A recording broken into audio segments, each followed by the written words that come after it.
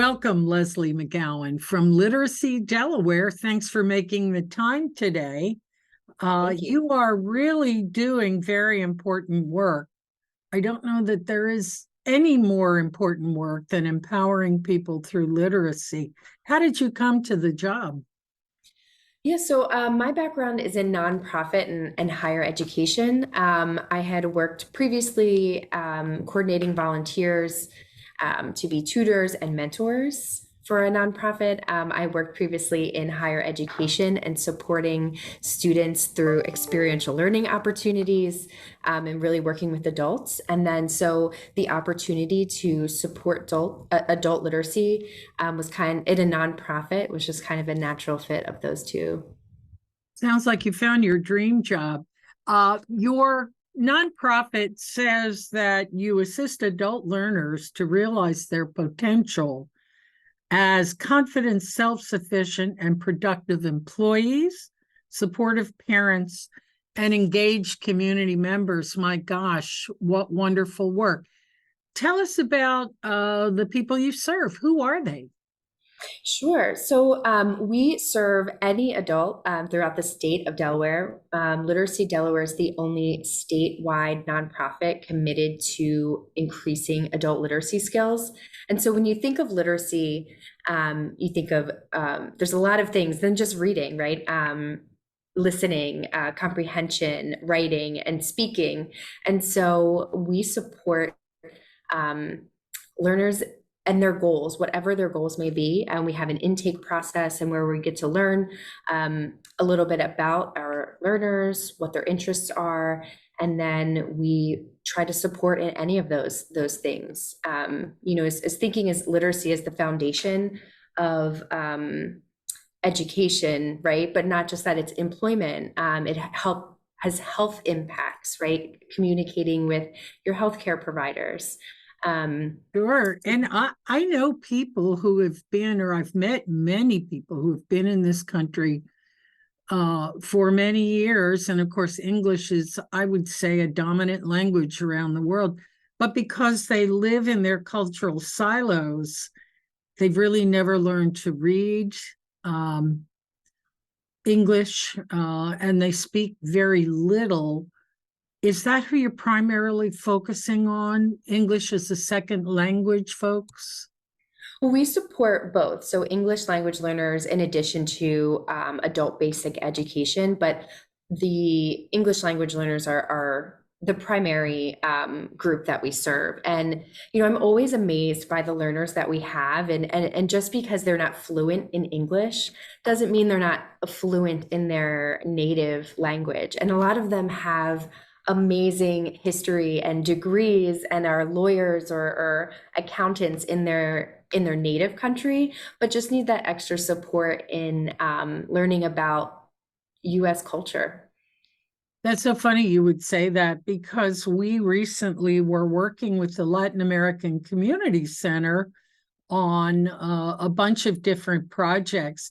And I was so surprised to find that several volunteers that we met there were actually two were attorneys in their home countries in Latin America, but because they didn't yet have the command of the language, they couldn't pursue that. As many times as I've tried to learn Spanish in my life and French, I don't know what I'd do if I instantly moved to a country. It's not as easy when you're an adult, to learn. No, it's not. And when you think of the English language, there's a meme that I reference when I speak to folks about this, but it's a line that says, the sea in Pacific Ocean is pronounced differently. So the sea in those two words pronounced differently each time. So, right, to teach someone, right, phonics and decoding, it's a whole, it's just a whole another thing to learn. And the English language isn't the easiest. Talk about some of your programs, and I know you're involved with my good friend Annie Norman and Delaware Libraries. Talk about, the ways in which you're engaging with these learners. Sure. So we are super grateful for our partnership with the Delaware Division of Libraries. I am in the Wilmington Library right now. Our office, our Newcastle County office is in the Wilmington Library. And we are able to work with libraries throughout the state, Newcastle, Kent, and Sussex, to provide a safe space for our learners and our tutors to meet. And we rely on these partnerships to recruit new learners and get the word out, about our organization. The libraries are also great at helping recruit additional tutors. So all of our tutors are volunteers that go through a training process. And then once training is complete, we will match them up with a learner. So the libraries have been wonderful referrals for volunteer tutors as well. Well, our libraries in Delaware, excuse me, are amazing resources. And it's so important to have a safe place where people feel comfortable coming and staying and learning. Absolutely. What would you like the public to do in terms of support? Are you looking for donations, volunteer tutors? Talk about that. Yeah, I would say all of it. And kind of addressing the problem, to go back to that a little bit. Over half the population in Delaware, we were talking about English language learners and basic readers as well, but over half the population in Delaware reads below proficiency, which is below a sixth grade reading level. So think of the newspaper as a sixth grade level. And so to help support that, and we are reaching a lot of learners throughout the state, but there's so much more we can do.